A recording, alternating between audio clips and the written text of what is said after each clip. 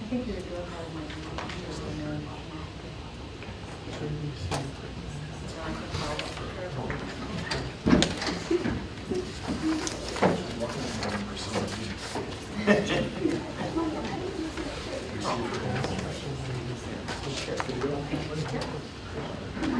Call the regular meeting to order. You join me in the pledge of allegiance, please. Pledge allegiance to the flag of the United States of America and to the republic for which it stands, one nation, under God, indivisible, with liberty and justice for all. We get a roll call. Angela Barnes. Mike Hanspike. Present. Jason Hansman. Here. Brad Stoddard here. John Tramontana. Here. Lisa Truscott. here. And Brad Weaver will be late. We have four. Thank you. Make a motion to adopt the agenda. So moved. Support? Moved and supported. Any discussion? All in favor, please say aye. Aye. Any opposed? Motion carries. We have an agenda. Presentations. Jennifer Branch. We're going to step over here. Thank you everyone for having us this evening. My name is Jennifer Branch. I'm the Career Education Director at Clinton County RESA. I know I've seen some of you before and grateful to be here. I think this is the first year where none of my board presentations involve a snow day, which today, who knows, maybe it could have been the way the weather's been going in Michigan.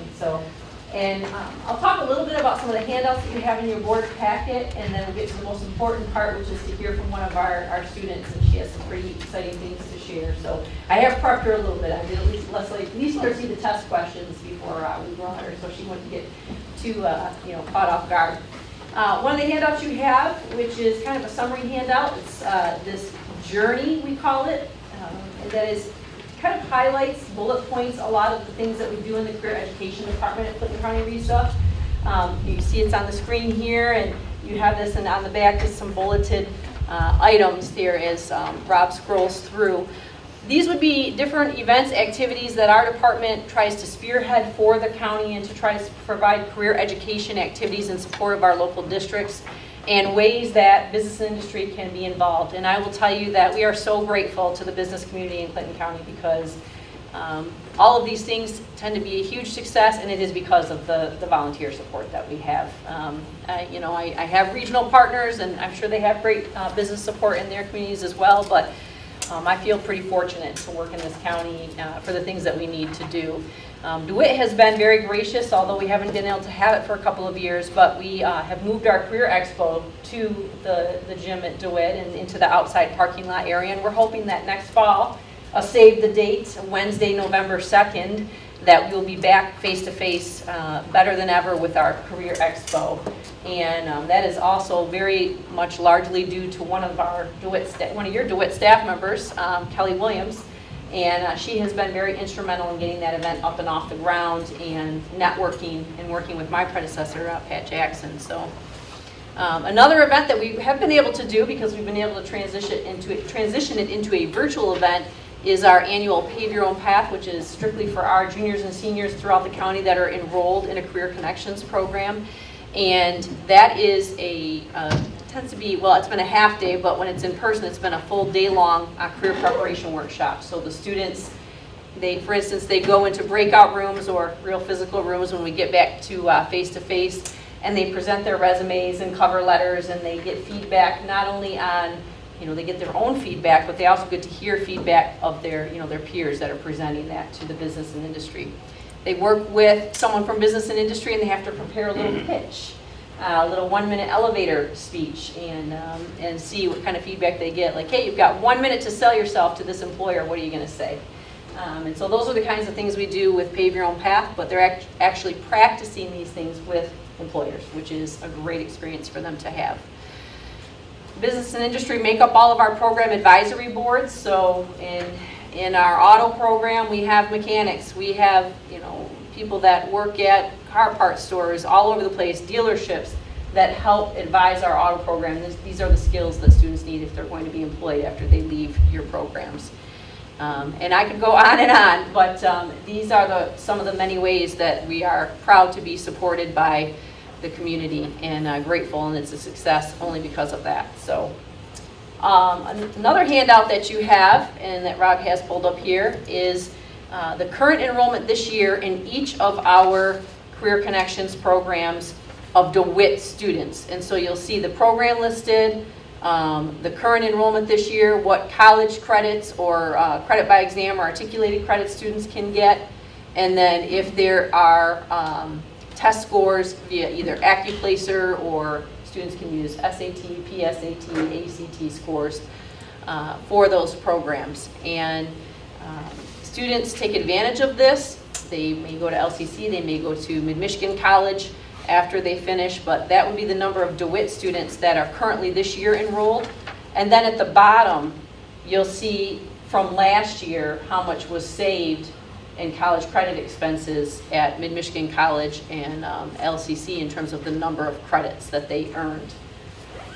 Part of it is, at LCC, is credit by exam.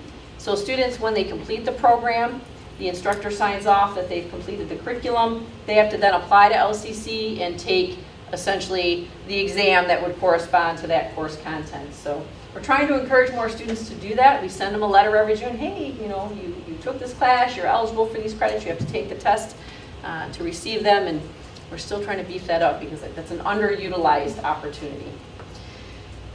Then you'll see in all of our programs from all of our districts that have the opportunity to earn either direct or credit by exam credit from Lansing Community College and what was earned in the savings from last year's enrollment. Because we don't have that quite yet this year. We're coming to the end of the year, but we try to calculate that every fall from the previous year so that you can see just a comparison in terms of enrollments and the savings.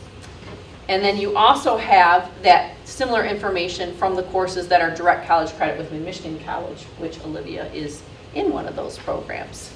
And I think, the last one is, we also have a number of local in-house CTE programs throughout the county.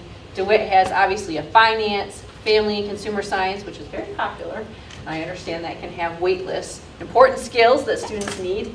And then the business programs.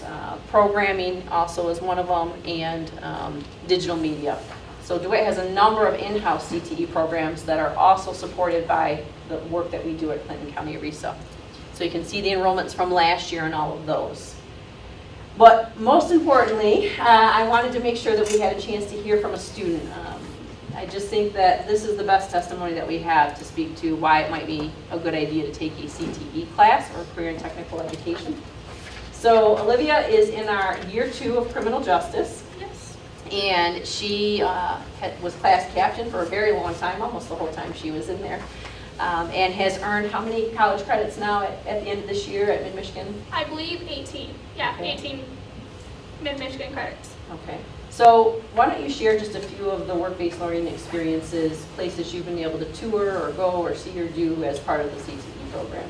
Yeah, so for work-based learning, it's the only year 2 opportunity, but you go through year 1 and get accepted to year 2, and instead of being at class Thursday and Fridays, you get to go out and actually experience what you can do in law enforcement. We had people at the prosecuting office, we had people on road patrol, county side, and out of Clinton County as well, like Owasso, Lansing, and Gratiot. I was at Gratiot County Jail for 3 months.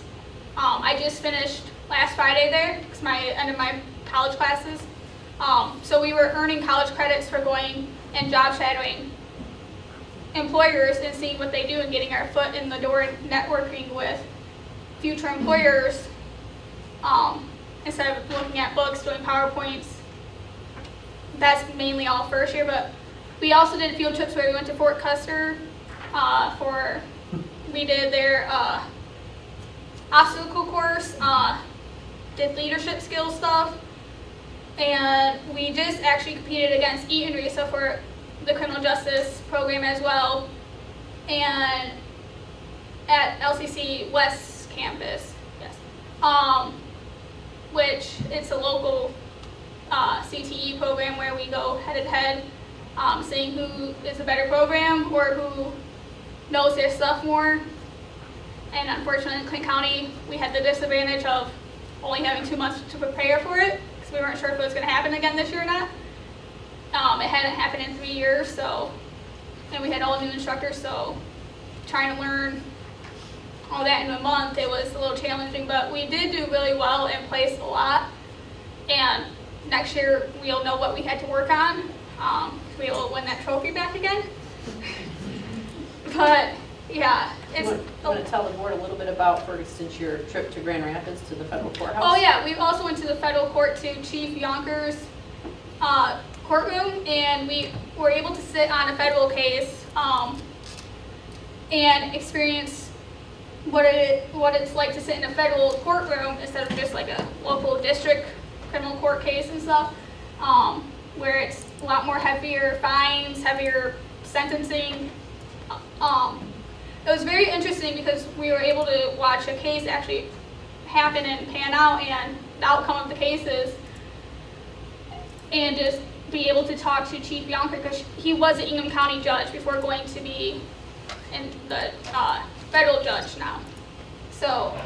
And then you got to hear from a U.S. Marshal that day. Yes, we did. And then he also showed us what they do for like how they transport inmates and how they do fugitive people and everything. It was a great experience. All of our field trips are actually great experiences and stuff. What are your plans after you graduate? So I'm enrolled in Mid-Michigan in the fall of 2022 for criminal justice, where I will continue taking more of my classes to get my criminal justice associate's degree and pre-service law enforcement, while working hopefully at one of the jails that I was just working for with my work-based learning. Doing my online college classes for right now because it's just my basic college classes I need to get out the way, and then I'll be in person for the rest of them. And then after college, I'll go head to the police academy that Mid-Michigan's partnered with in Delta. It's part of Delta College, where I'll do my 18-week police academy and get my MCOL certified in law enforcement, and then I'll go to do roadside of county side. How do you think being in a CTE program has given you a little bit of an advantage as opposed to maybe some that don't choose that? With all the experiences we've done and went field trips and the employers we've worked with, it shows you what you're about to walk into in your career, and shows opportunities of what can happen and stuff. Because there's another kid in our class that he has 3 employers that are wanting him right now after college, and it just shows of the opportunities you can get from networking, and that other people don't have if you're like not really including in the CTE of doing all the work-based learning and all the guest speakers we have coming in and stuff. What's been your favorite part of the class? The connections you make with peers from different schools, from instructors to guest speakers to employers. And Olivia is a DeWitt student, that's why I brought you here, just so you know. Any questions for either of us about any of these materials or just her experience in criminal justice? So Jennifer, we had a strategic planning event a few weeks ago, and CTE was a big item on it. I think we had several people mention we need to do more, and I think we do a lot, but I mean, from your perspective, what can we do better as a district? Maybe let people know what's out there? Yeah, we've always talked about, I think, in the past few years, the same. How do we let even parents know? You know, I mean, a student is the best testimony to a student, but how do we get that information to parents about these opportunities? And I also think it's changing the narrative, because there's still a bit of a mentality out there. She's going to college, you know, and so not that you have to, but I just think that a long time ago, but it still exists and still a little bit pervasive of, oh, well, that's if you're not going to go to college. And that's not true. I mean, most of our programs get direct or credit by exam, or they can take certification tests that are industry recognized. And so some of that is how do we get that good information out there to parents, whether it's a spotlight in a newsletter that we could certainly put together, you know, whether it's us being present at more of your events where parents are present. You know, we are certainly willing to brainstorm that. It can be challenging when you want to do something like a welding class, because that takes a certain space, which is very expensive to put together, and then you have to find someone from industry that's willing to leave their industry position and come teach in the classroom. But other programs, like the business program, you know, some of the others that are like the programming, some of those that are also, you know, huge shortages, are not so expensive to get up and running. And there are a lot of latitude that I don't think even some people in industry know, in terms of you can be in industry, and if you wanted to come into the classroom, your industry experience, you can come into the classroom based on the amount of industry experience you have. The state has an annual career authorization that they'll do now, where they will allow an industry expert in to teach classes in CTE. So I think that's a message that just probably hasn't gotten out there. It's tricky because we send people to teacher college for a reason. There are skills that they need. Just because I know how to do it doesn't mean I can teach somebody else how to do it. But it does give us some flexibility in terms of hiring. So, any other questions? Thank you both for being here. Yeah, Appreciate thank you it. so much for having us. We appreciate it. Thank you.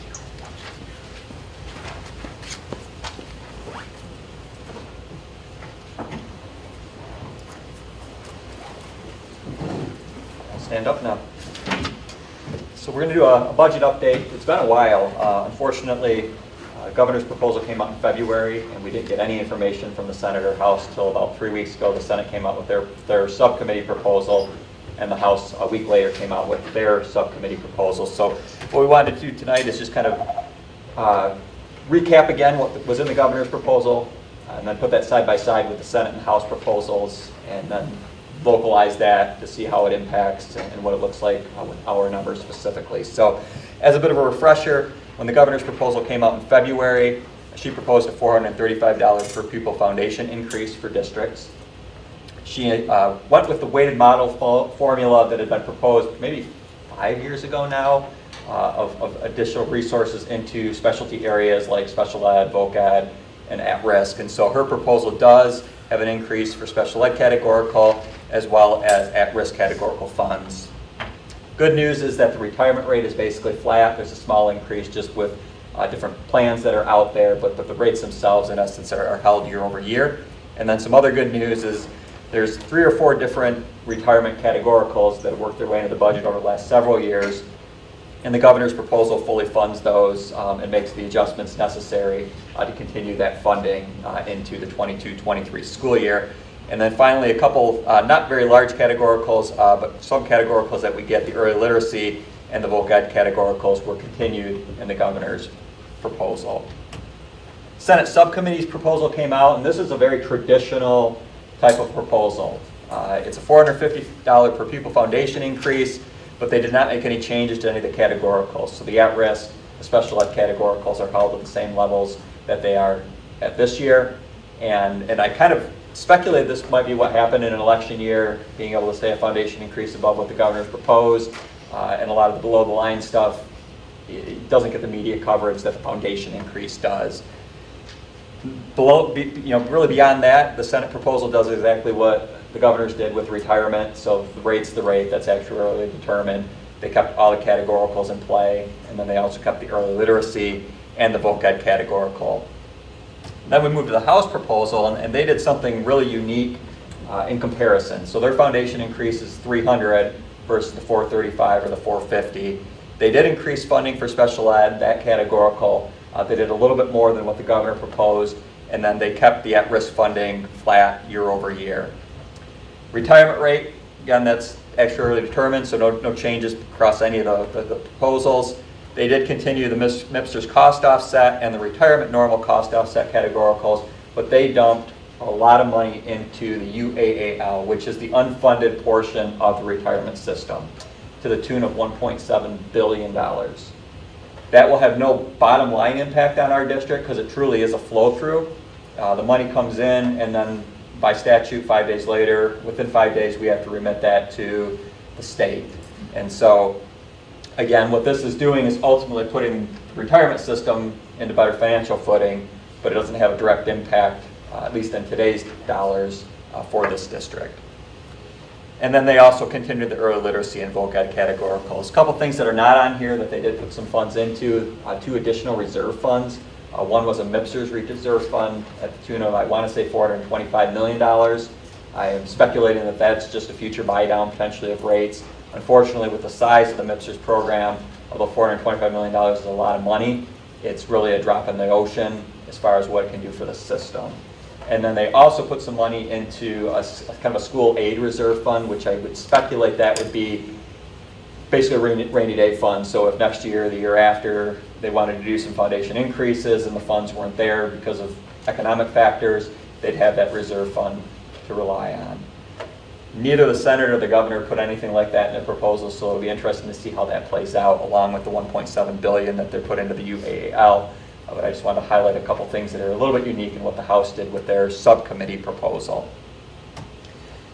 So as we looked at how this impacts the district specifically, you'll see there's 3 columns, one for the governor, one for the Senate, one for the House. A lot of the line items are going to be the same because they're district specific, but I wanted to highlight kind of where we're at difference-wise. So the first is that foundation increase. So again, $435 on the governor, $450 on the Senate, and $300 on the House. That translates to a little over $1.3 million from the governor.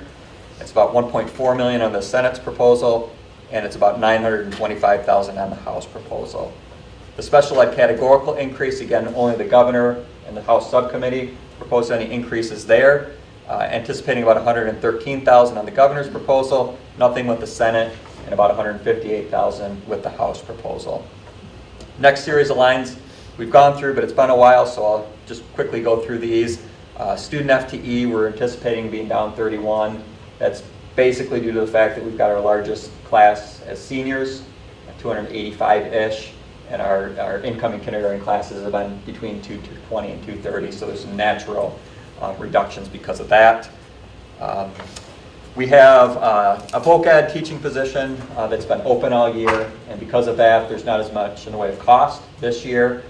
Our reimbursement from CC RISA is partly due to prior year actual costs, so we're anticipating some reduction in the funding that we'll receive from CC RISA because of that. It is a one-time adjustment, and some of it's timing, so we'll have some savings this year because we didn't use all the budget for the teaching position we had in play, but next year we'll have to account for the reduction in the revenue. We had a bus that we sold, I want to say last maybe August, one-time funds, so that's removing that. We've also removed the ESSER 2 funds that we used this year.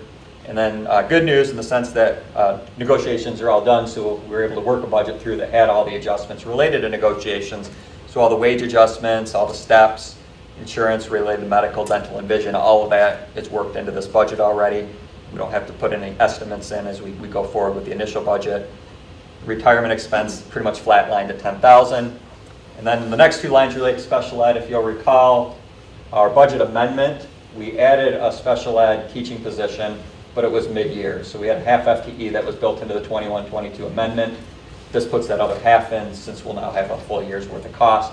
And similar with the parapros, we had 2 parapros that were added mid-year this year. So we have to add those other 2 half FTEs, which gets you that 1 there.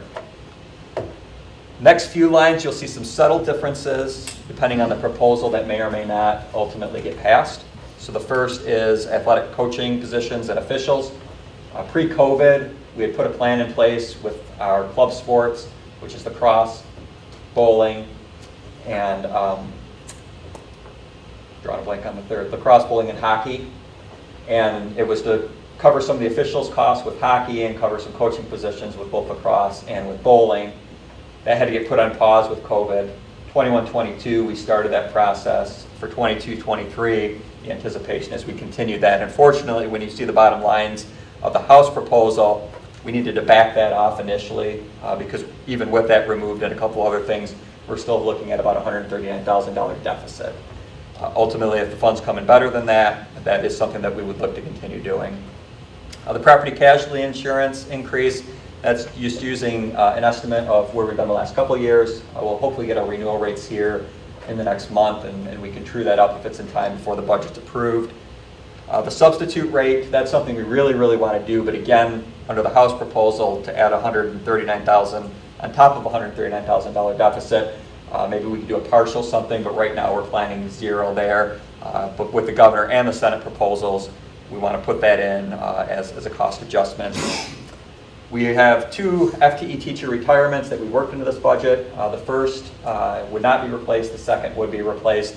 So it's about $142,000 savings across all 3 proposals for that.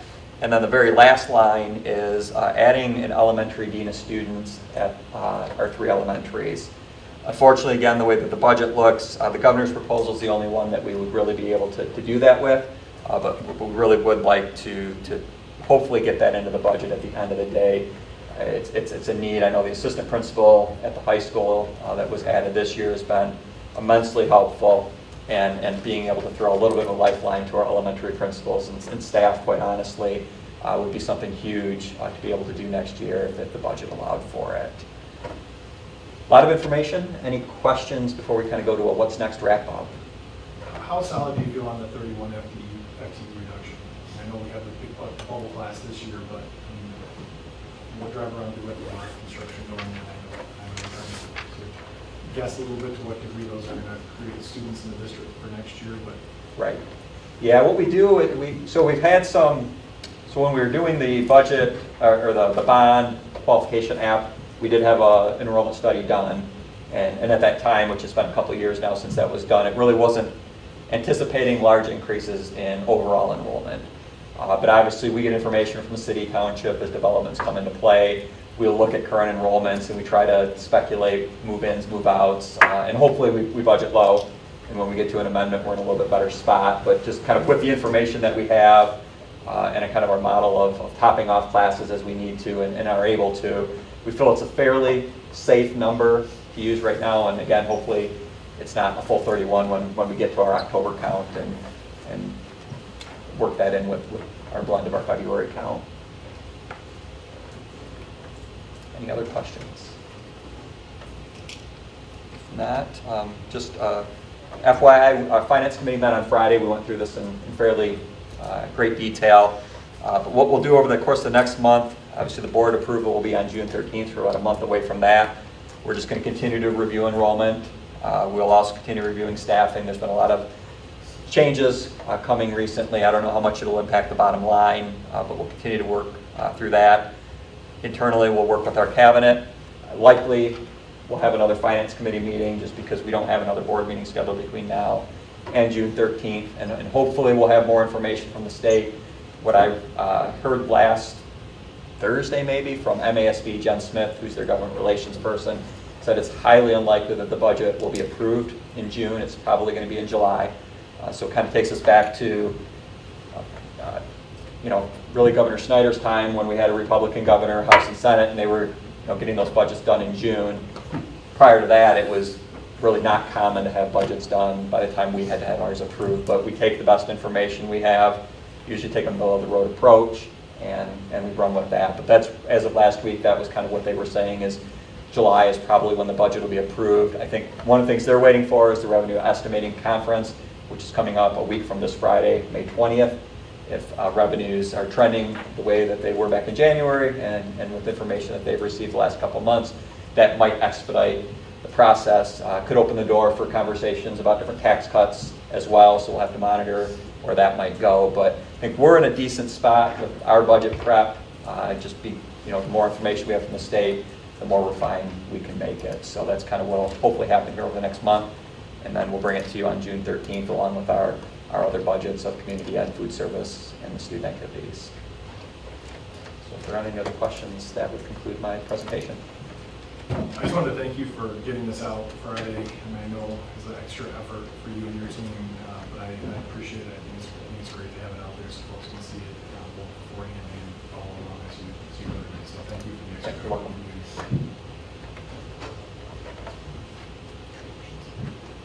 Thanks, Rob. Yep, thank you.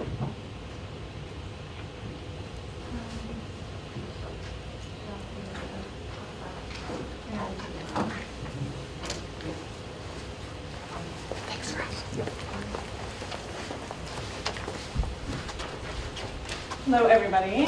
Some of you know me, some of you don't. I'm Michelle Wilcox, the Director of Community Ed, and we are in charge of Little Panthers. And we have a small presentation for you today. We were going to come in person and then decided, it's going to be developmentally appropriate to record them because they freeze up in front of me and they see me every day. So, yes.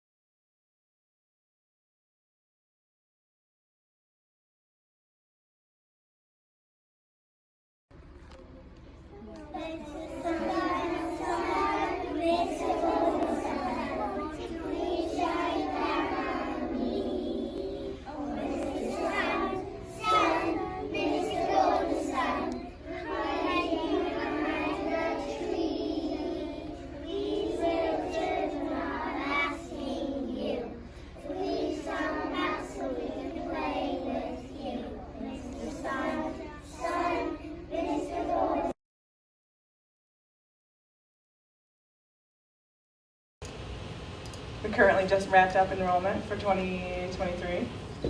We're full, as always. And I was told that they were studying weather and insects, so those were those they are. little songs came from. They have moved on to their favorite subject now, which is dinosaurs. So they are, if you stop by, they are all in their little excavator outfits and digging in the sand, and it's pretty awesome. You're welcome to bring those videos anytime you want to come. I know, they're uplifting, aren't they? Yeah, thank you very much. Thank you. Really, I'm sorry. Oh, yes, absolutely. So we do half-day programs for We do. preschool. Is there any demand, do you hear from parents about like possibility of a full-day program? Funny you should ask that. I'm actually putting out a Survey Monkey this summer to see what the demand would be, because we have had a couple people ask, what do we offer in the way of a full-day program? And currently we have GSRP in the district, but Little Panthers does not have a full-day program. Okay. Yeah. All right, thank you. So our next agenda item is to recognize Sunny Kocher, who's been our Board of Education student representative. Sunny had a softball game tonight, so she couldn't be here. I think that probably, at least on my time on the board, she's got the most minutes of attendance at board meetings, because we've had such long board meetings over her term. So we appreciate everything she did. Sorry she can't be here. I told Shana she can come back in maybe our July meeting. We can give her official, never gonna happen. I can go to the high school and. But no, we really do appreciate it. Just want to acknowledge her tonight. So she will not be giving a report. We have a handwritten report in front of you. Public communication for items on the agenda. It's the practice of the Board of Education to permit persons in the audience to make statements concerning agenda items. At this time, please complete your public comment form. Return to the board desk if you'd like to speak. Public comments limited to 3 minutes, and it's 70 degrees and sunny outside.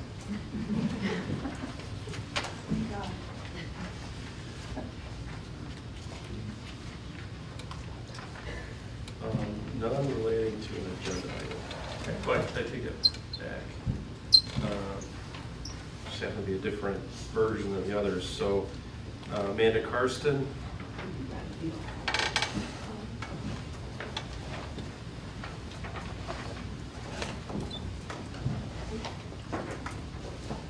Hi. I wanted to come here and ask for more information and more transparency on what's going on with the bond project. I see that you're putting out these wonderful pictures of the excavation on the football field and everything on the website.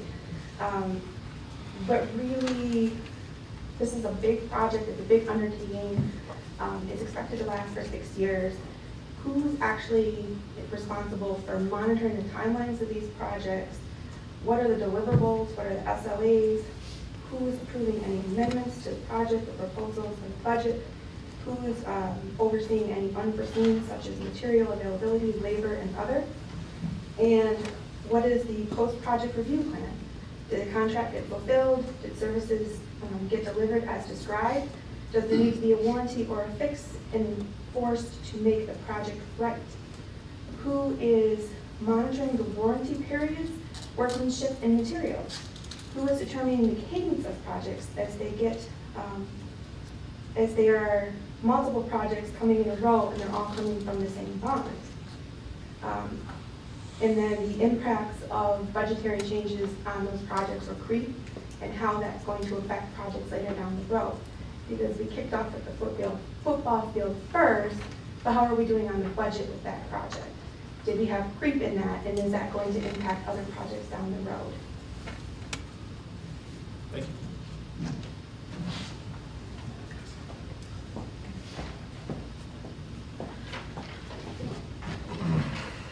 That was it? Yeah,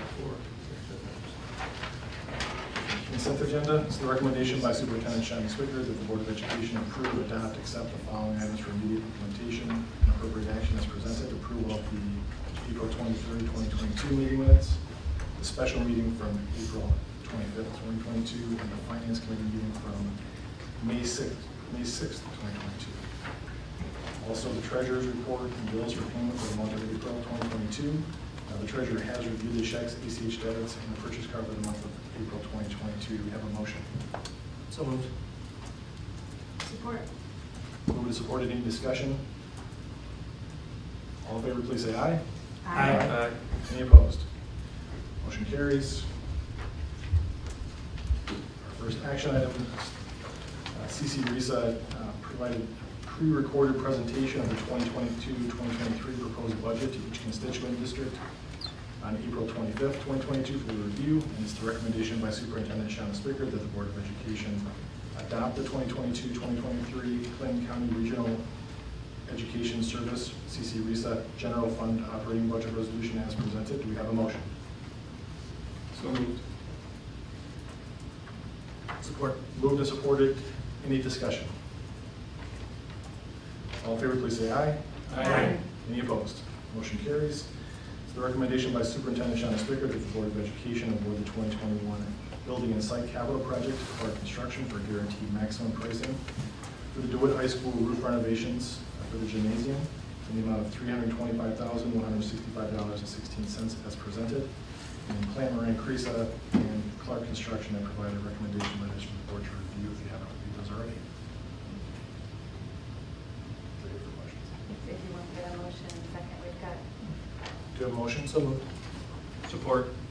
Moved and supported. We have them here tonight. If people have Yep. questions, or are they prepared to? Mark, did you want to talk, or Shane, did you have something that you wanted to say? I can give the background. Can you come up here just so we have them on the film, because we're Yeah, of live course. streaming it. You got it. So Mark is with Plant Moran Cresa, so they serve as the owners rep of the bond. So I'm Mark Lex with Plant Moran Cresa, as Shauna said, part of the GMB Clark Construction team overseeing the bond on behalf of the school district. So this is for obviously the gymnasium portion only of the high school roof. Dollars and cents were noted on March 22nd. Bid documents were issued. Those went out for approximately 2 weeks. Shane's team with Clark Construction issued those documents. We had a pre-bid, answered questions to RFIs throughout that process. Bids then came in, we analyzed the bids, go through financials with those companies before we make a board recommendation, make sure that our I's are dotted and our T's are crossed. We go through post-bid interview process, and then we make a recommendation to the school board. So, and we have the OAC meetings every Wednesday. So that's what we did. On April 5th, those bids came in. Like I said, then we reviewed those documents, make sure everything was complete, and then we made a recommendation to the school board, in which we're here tonight to discuss. It's a crazy bidding environment right now. This was on budget, which was very nice. The market is wild, and we're doing everything we can to make sure that we can stay within that prescribed budget, and we work with the school district every week on that. So it's as you folks all know, whether it's groceries or, buying TVs or mechanical equipment or whatever, not only are lead times extended, but trying to get a hold of that equipment is difficult too, as with the roof too. So, but we don't have a long lead time on that. It's about a 4-week process. Shane's going to be overseeing that too, along with the track and turf. And they're here every day of the week, and they're doing a great job so far. And we don't expect them to not do a great job, I should say. Thank you very much. Any questions? Thank you. All in favor, please say aye. Aye. Any opposed? Motion carries. Next action item, 2022-2023 will be the 5th year of 5 one-year contracts with Chartwells, who provides food service management for the district. The contract is a series of 1-year renewals that are formally renewed annually by the board prior to the beginning of the next school year. The contract was last bid in the spring of 2018 and can be terminated by either party with 60 days advance notice.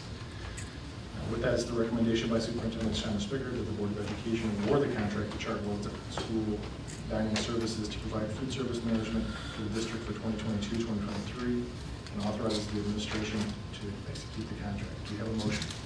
So moved. Support. Moved to supported. Any discussion? All in favor, please say aye. Aye.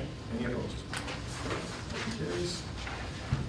It's the recommendation by Superintendent Sean Spicker that the Board of Education set the 2023 DeWitt High School commencement ceremony for Sunday, May 21st, 2023 at 2 p.m. DeWitt High School Gymnasium. Do we have a motion? So moved. Support. Moved and supported. Any discussion? All in favor, please say aye. Aye. Any opposed? Motion carries. Lastly, the superintendent approved the first family leave request per the DEA contract. A second leave request requires Board of Education approval. So it is the recommendation by Superintendent Sean Spicker that the Board of Education approve the second-year leave of absence request for Stephanie Brown, DeWitt Middle School science teacher for the 2022-2023 school year. Do we have a motion? So moved.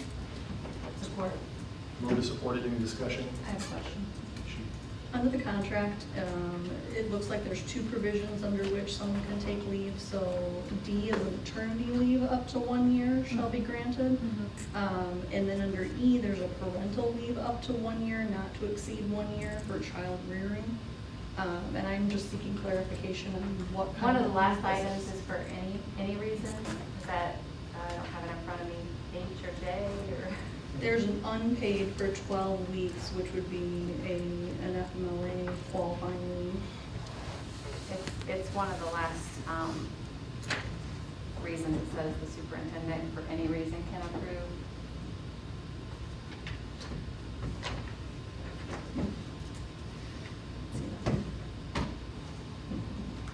And then the second year needs to be approved by the board. So in the information that you have, which was an email sent to me for the request, has the reason why she's requesting the second year leave. So what we have is an excellent teacher that we hope to have back, and with the job pool the way it is, it kind of, what it does is it locks that position in for her. So she doesn't have same position, it's not guaranteed to her. We have right of assignment to place her. So it's not considered a parental leave or a maternity leave or an FMLA leave? No, it's an unpaid leave. Well, any of those can be unpaid. I'm just saying, I'm just looking for what provision under the contract is being granted. So, I mean, she's asking because of being pregnant with her second child, but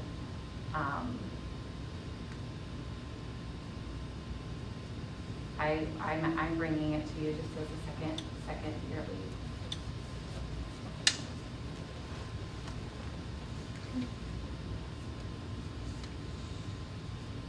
Just don't see the contractual provision for it, so I'm just looking for.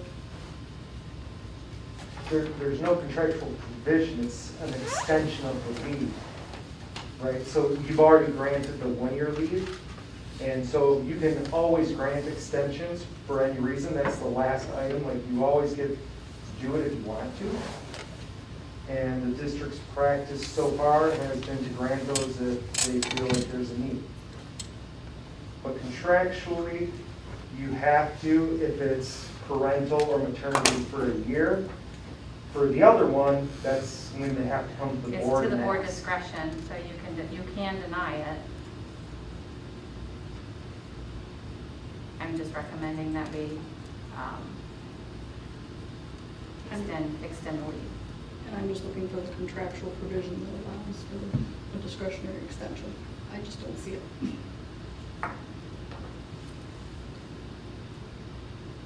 Is it just a pattern in practice, or is it part of the contract? It's definitely past practice, but we have found it easier to just do extensions rather than having them reapply for a year leave under the superintendent's discretion. We thought the board would want the ability to say yes or no, rather than bypassing the board and just going straight to the superintendent and doing a whole new year's leave, if that makes sense.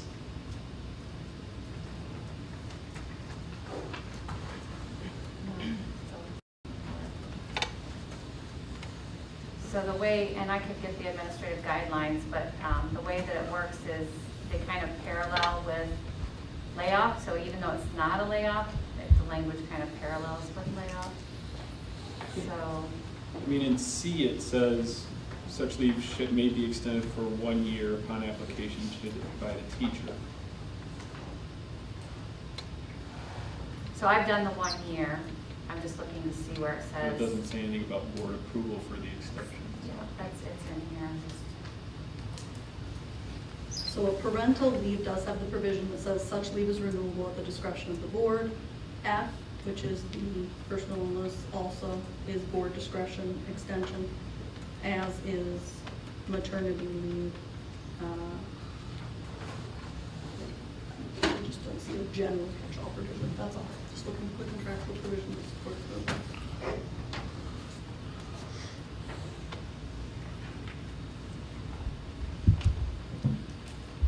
If there isn't one. What, does it fall under parental leave? I mean, it could. So she's trying to prevent coming back for a few months, having the baby and going on, maternity leave, and then possibly not coming back. So that way, with her deciding not to come back, we're able to hire the position. But I'm just looking, because I've got my copy of my, I've got all my notes on where. Did you find it, Rob? No. Okay. I just know that you've worked on this stuff too. So, I mean, I can bring back a different recommendation, or take a look and see. I'm trying to find the item where it says for any reason may grant. Do we need to approve this tonight? What's the timing?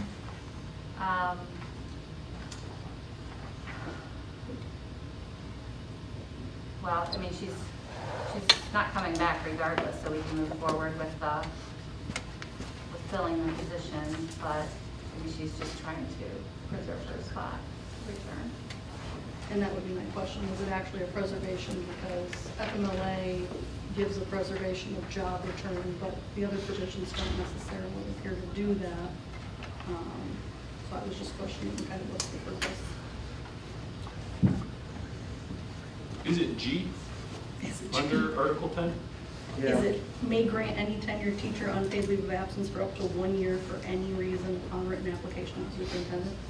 That would be the general catch-all, but it doesn't have a board extension. We consider approval the requirement. employer as the board member? No. Do it other school districts.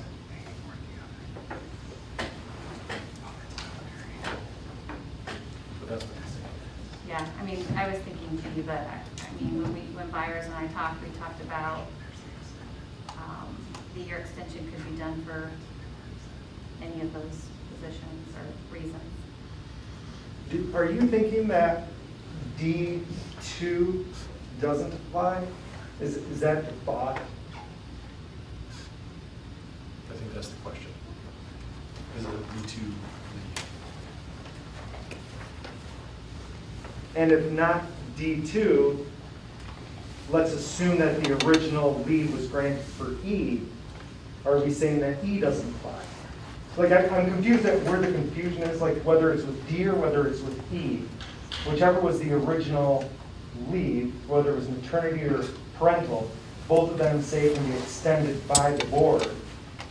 And that's what the teacher is asking, is for it to be extended by the And board. I don't know if Deb would know what the original leave, I mean, that was before this past year, so.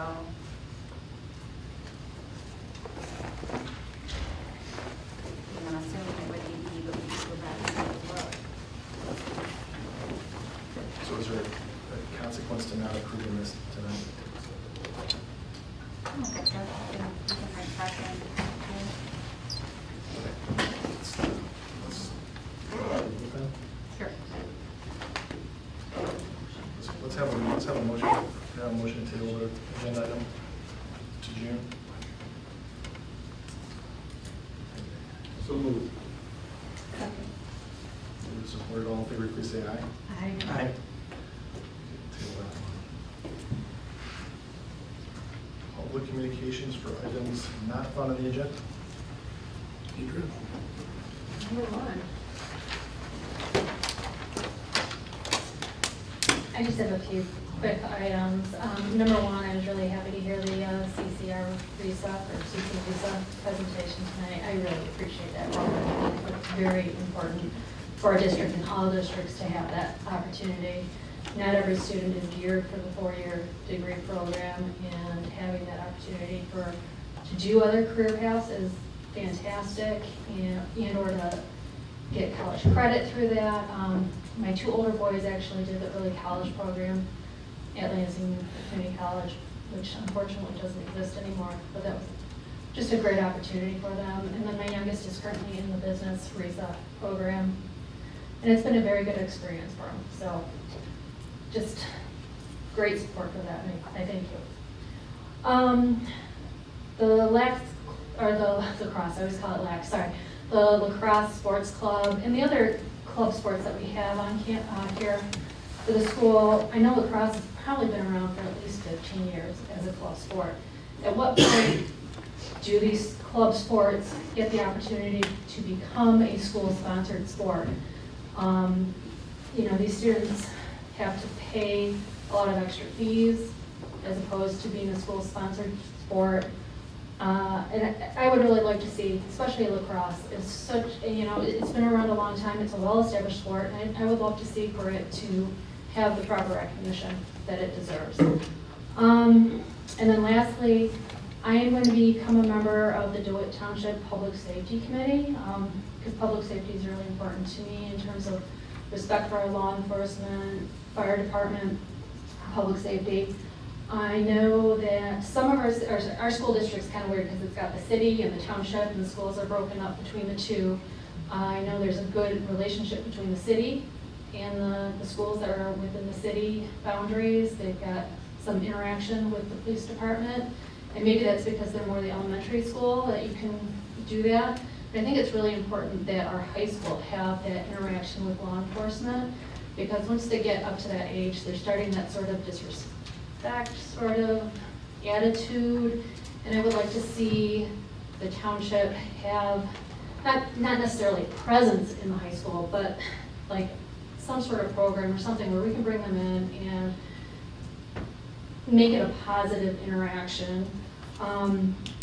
In September, there's going to be a national night out for DeWitt Township, and it's going to be law enforcement, fire department, and building, I'm not saying that right, but anyway, I would like to talk to you more in the future about having DeWitt, the high school present at that evening event, so that we can build relationships between the township and us. So, thank you. Clay?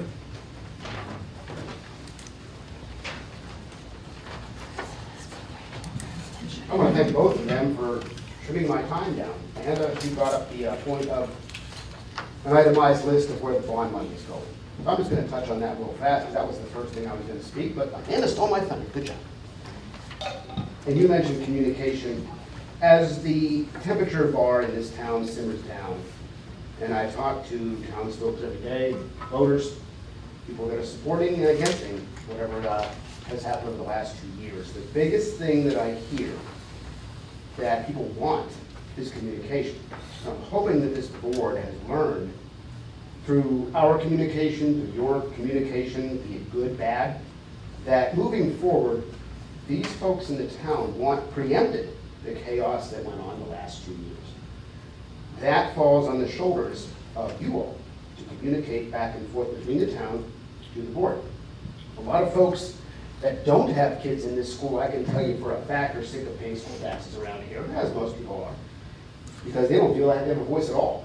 And then they watch kids or parents with children in this town get nowhere, coming here screaming into the microphone, sometimes to be stared at, like we are looking at a fishbowl. And can we please, going through the summer and into the next year, because the biggest thing that strikes my eye on an other day basis is these 8 active cases in Hermiston Woods. The words outbreak, okay? They ring a very, very tender chord in this town now. People are scared of this crap coming back up again. And they want to know what's going to happen. What is the end game? I think if we're open and honest with the townspeople, they'll be more willing to accept what you guys edict or what you guys propose. A lot of that comes to play between the 2 meetings that always coincide. As soon as I'm done here, I'm running across town to go to the city council meeting. And I know the question was asked and raised 15 times over the last 4 or 5 months. Is there a way that these folks can have meetings on different days so they're not picking and choosing where to go to? Because one hand does wash the other in this town. City council has their issues and agendas. School board has its issues and agendas, but they do work the same in terms of government. And you want as many people in this building as you can. It's important that you hear them. You should have no trouble hearing me. I don't need a mic.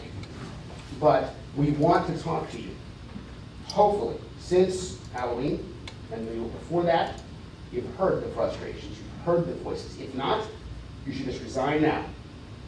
Because I'm out there talking to them. And I'm running for this board. And you might not like me, and I don't care. But the question is, if you ask a question, it should be answered. When I attend other school board meetings, there is a give and take between the audience. Okay? Why don't you all? Why don't you answer a question directly? Is it against the law to have a communication with your people out front? I do every day, and I'm not paid.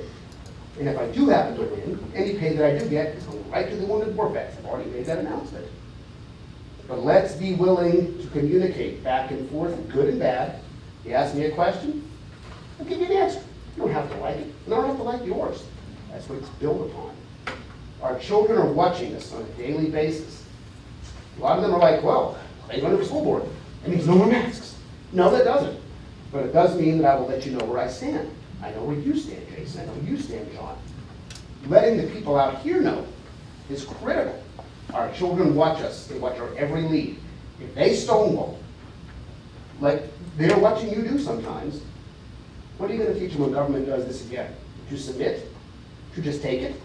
If you don't raise your children that way, please don't raise my children or their children that way. Thank you. Thank you. Will?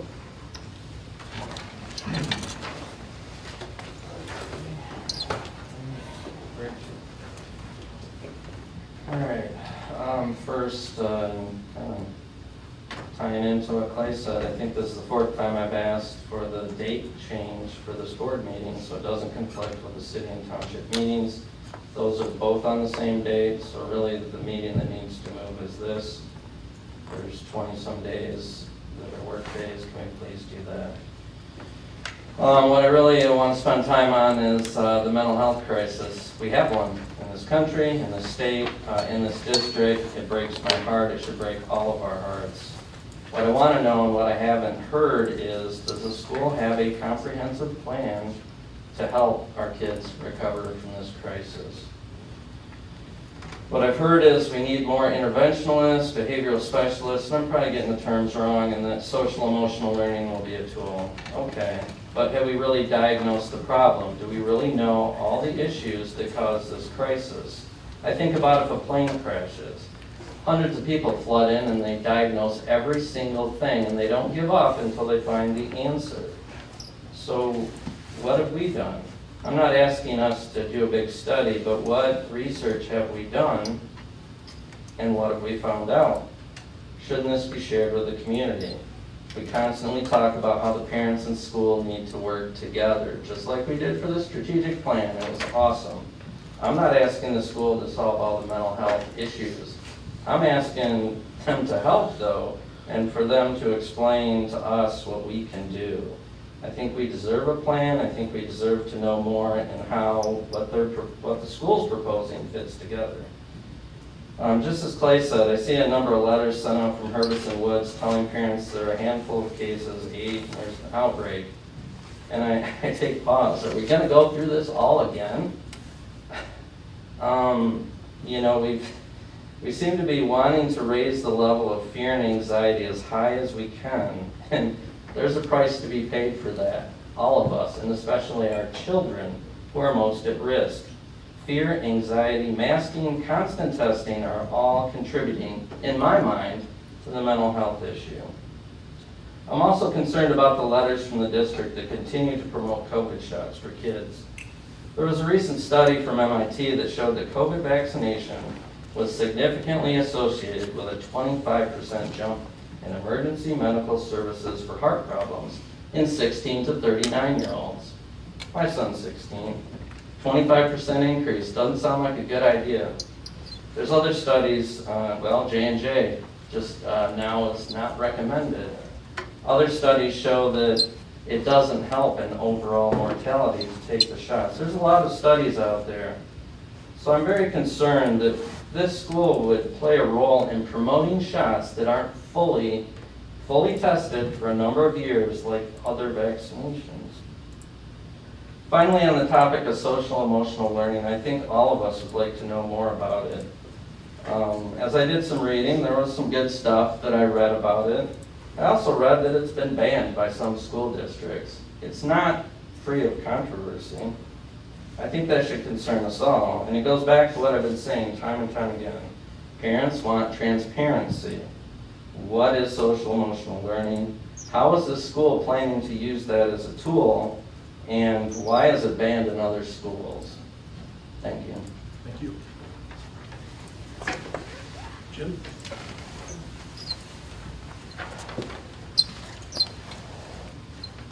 Thank you.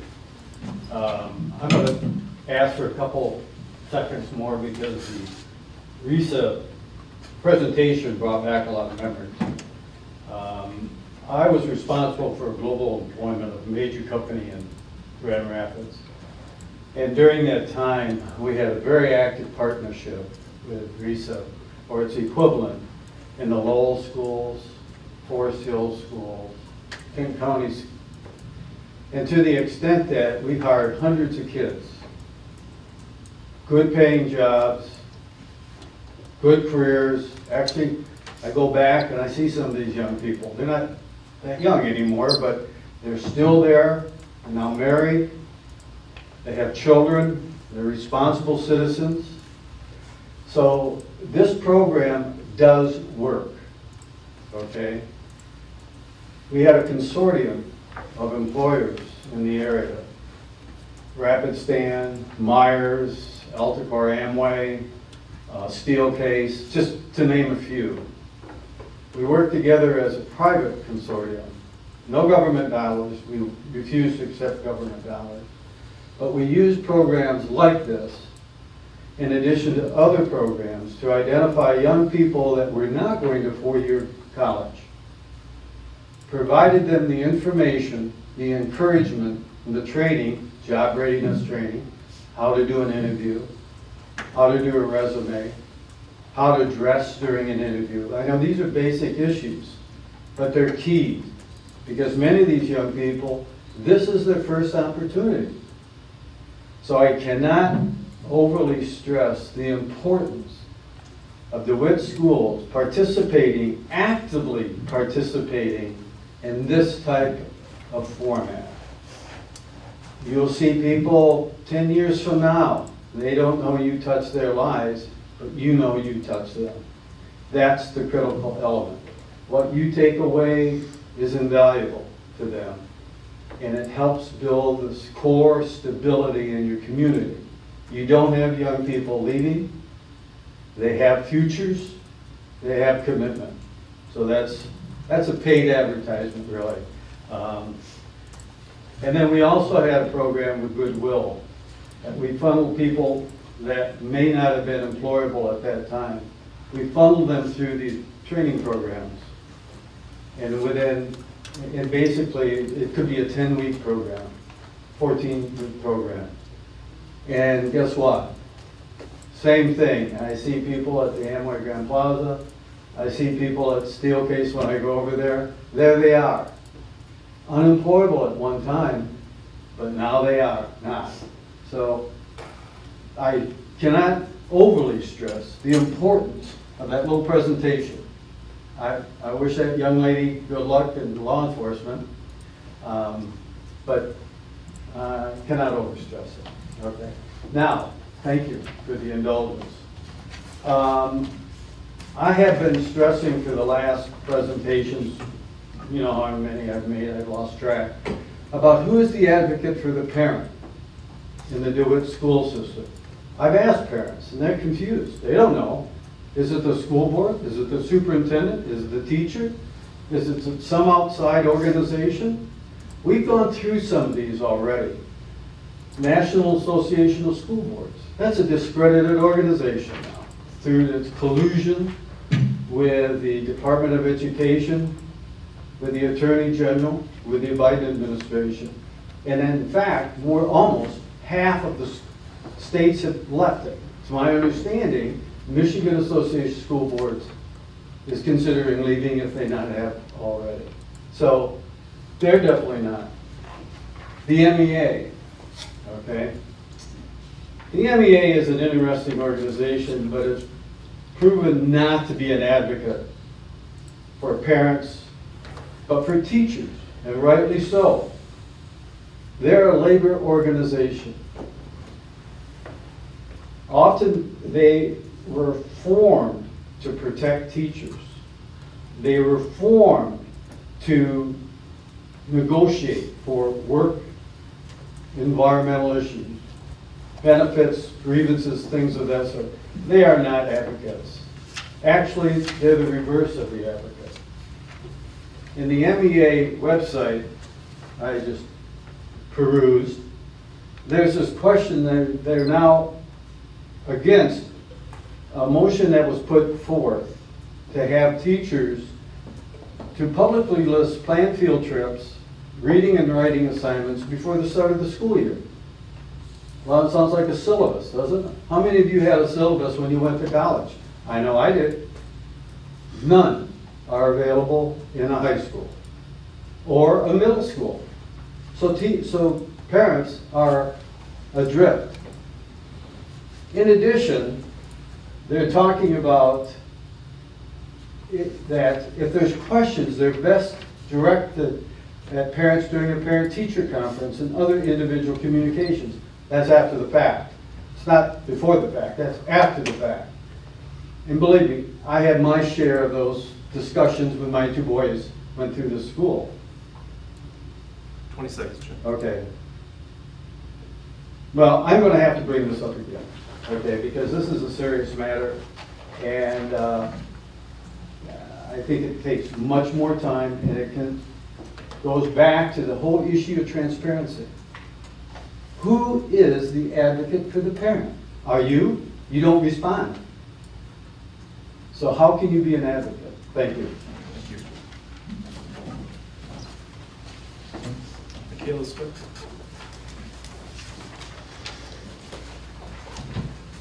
Good evening, Michaela Smith, resident and taxpayer of all of DeWitt, Charter Township. Tonight what I'd like to discuss is what is actually being taught in classrooms. As we all know, there are some really good teachers in the school district and some that are not so good. As I mentioned at previous school board meetings, my husband and I pulled our 2 high school daughters from DeWitt High School about 3 days into the current school year. The masks were certainly one factor in our decision making, The level of depravity in what is actually being taught in the classrooms is appalling, and it impacted our decision. This week is National Police Week, which is a collaborative effort of many organizations dedicated to honoring America's law enforcement community. So as such, I wanted to take the opportunity to discuss a film that was shown in my daughter's high school class. The Hate You Give stands for THUG, The Hate You Give. The plot is about a 16-year-old American girl who lives in a predominantly black neighborhood but attends a predominantly white private school. After a gun goes off at a party she's attending, she's driven home by her childhood best friend. While driving home, they are stopped by a police officer who failing to signal a lane change. The officer barks orders at him, not my words, such as to roll down the window and turn off the music. He disagrees with the officer, who then instructs him to exit the car. While outside the car, the officer then instructs the driver to keep his hands on the roof while the officer checks his ID. The driver disobeys, leans down into the car window, and reaches to pick up a hairbrush. The officer, thinking that he has a gun, shoots and kills the young man. The plot continues. The grand jury does not indict the officer, and as a reaction to this decision, the girl becomes a community activist and promises to keep his memory alive and to continue her advocacy against police by any means necessary. What exactly did this teach my daughter and the rest of the class? Did it teach them about unity? No, it certainly did not. Did it teach them how to respond appropriately during a traffic stop? No, it did not. What it did teach them is that it's okay to be disrespectful and disobedient to our police. This type of critical race theory has been taught in classrooms within this district for several years. The major framework of CRT is that systematic racism is part of American society. I'm so old that when I was in school, I didn't know how my teachers voted or what their personal beliefs were. They kept it professional. And the same should be expected of teachers within this district. You have teachers who are very outspoken about their distrust and their real issues to our local law enforcement. In our home, we back the blue and support our local law enforcement. And while teachers can certainly feel differently, they should keep their feelings and thoughts to themselves.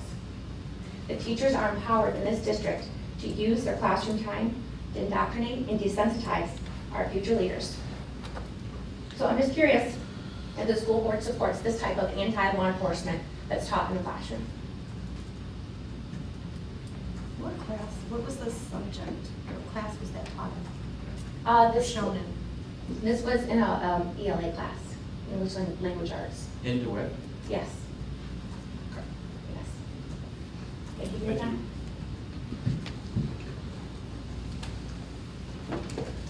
That's it. Superintendent's report. All right, so as far as teaching and learning goes, lots of pride awards have been handed out over the last couple of weeks, and we celebrated Teacher Staff Appreciation Week last week, and just want to give the PTA a huge shout out that did pre-K 5 dinners, and then also lots of parent groups helping at the secondary schools as well with showering teachers and staff with gifts. Spring testing has been going on, so we're glad to see the windows starting to close on that. Been looking at staffing and assignments. Interviews for the Director of Technology and Media Services have taken place, and we hope to bring you a recommendation next month. The high school principal position has been posted, but the pool is low, so please share that posting out on your networks to help encourage people to apply for that. We also do what is called MTSS, Multi-Tiered Systems of Support, where we are looking at student data very regularly, and with that data not only includes academic data, but behavioral data, attendance data, to really take a look at students and what their needs are. In addition, we do mental health screenings to not only have our own services and counselors support, but we have CC RISA also have social workers to help support students. As far as the bond goes right now, the focus has been on planning for Herbison Woods Elementary. We do meet with the owner's rep and construction. It's a large team, GMB, Clark Construction, as well as Plant Moran Cressa. About 2 or 3 hours a week to discuss all the elements of what's going on.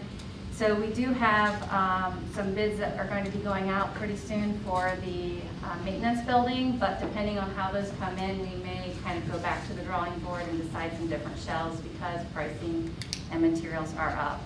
So Shane, who is with Clark Construction, has been working on trying to put pictures into a file, and they will also help with newsletters, but there's not a whole lot to report out right now because the stadium has been the biggest part of the work that's happening right now. COVID updates, so our dashboard is a little underrated right now with 20 active cases, 24 at the high school. So we did have about 6 sheets of positive and cases that came in today from the health department that we're working on making sure that we get updated. The health department is the one who guides us in talking about if we're an outbreak or not. That's not a decision we make, the health department makes that decision. And then we have to communicate not only exposures, but when there is an outbreak. So one of the things we've heard is more communication. So we're trying to make sure parents hear that from us versus the state reporting, because we do get reported through the state.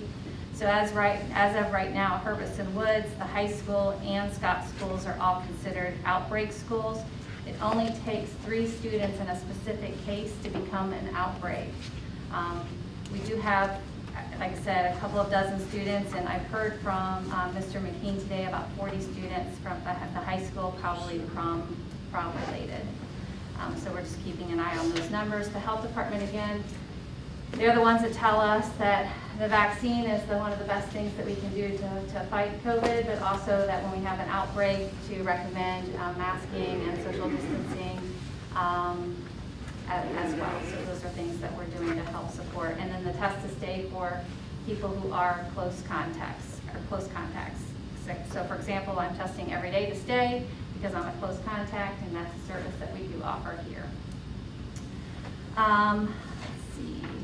Strategic planning, we had our implementation meeting today with the facilitators who came out with the cabinet. So we were able to take a look at the mission, vision, belief statements, which will come to the board the second meeting, in June.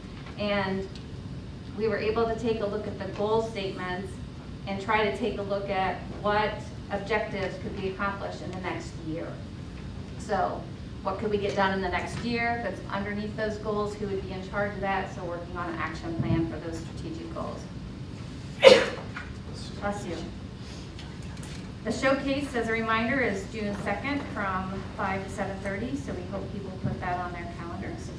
And I know that it's come up several times about changing our meeting dates, so our meeting dates are decided at our organizational meeting. They've always been the same time. We are the largest employer in the city, if I'm correct saying that. So our meetings involve a lot of people. They have been the same even on holidays. We continue to have those meetings. So they are the 2nd and the 4th, and we've encouraged people to reach out to the other boards to maybe consider changing theirs. I know we've upped our time from 7 to 6, which was hopefully supposed to help as well. So that's all I have for you. I have a question. So, just out of curiosity, because I think this is where Jim was probably going, as well as some of the other parents that are here tonight. Does CC Reset attend the showcase as an opportunity for parents or students? So I don't know. I haven't been to the showcase yet, but I don't think they have been. See, I don't remember from past years, but it seems like it's a good Might be a opportunity. good idea, If yeah. there's a booth there. And I can mention that to Jen. thank you. I wanted to follow up on some of the comments tonight too, and I know that school boards throughout the state do things differently. Some interact, some don't. And I would like to see a little bit more interaction when people ask questions. Some of the questions tonight, I think some of them can be answered on the spot, and I think that we've made an attempt at some of our meetings to address some issues. I think some things probably take more investigation.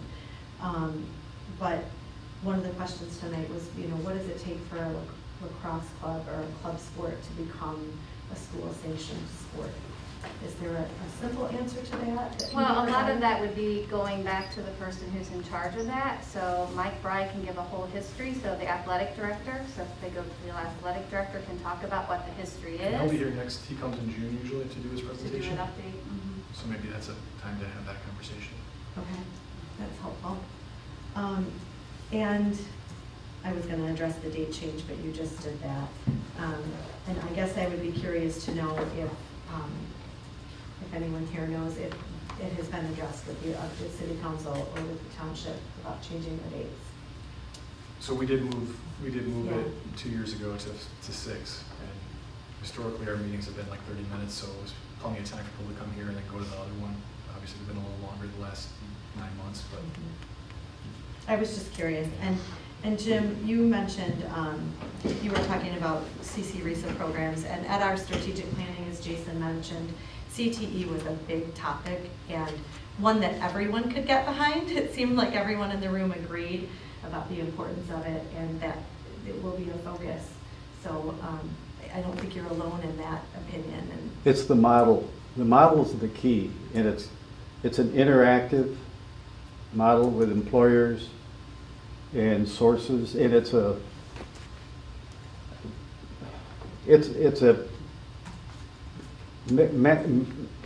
pretty functional model that doesn't use educational terms.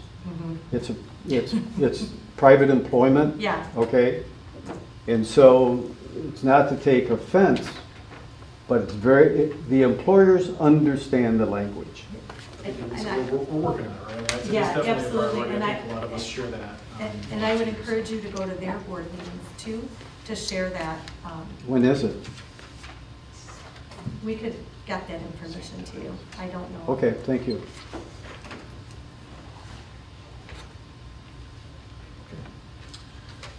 It's the recommendation by Superintendent Shauna Spicker that the Board of Education go into closed session to consider the district emergency operation plan security review as under Section 8K of the Open Meetings Act. We need a roll call vote for this one. We need a motion first. So moved. Support. Move to support it. Mr. Stoddard. Angelina Barnes. Buddy Hanspike. Jason Hanspike. Yes. Stoddard, yes. John Tramontano. Yes. Lisa Trescott. Yes. Brad Weaver. Yes. Motion's approved. We're in our closed session. Thank you all.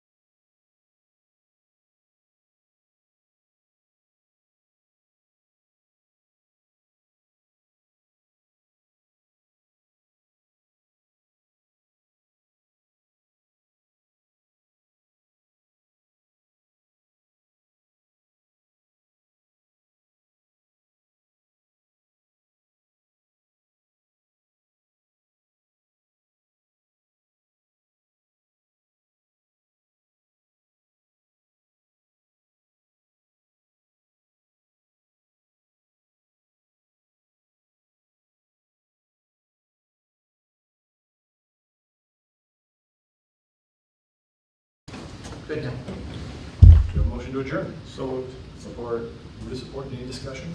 All in favor, please say aye. Aye. We're adjourned.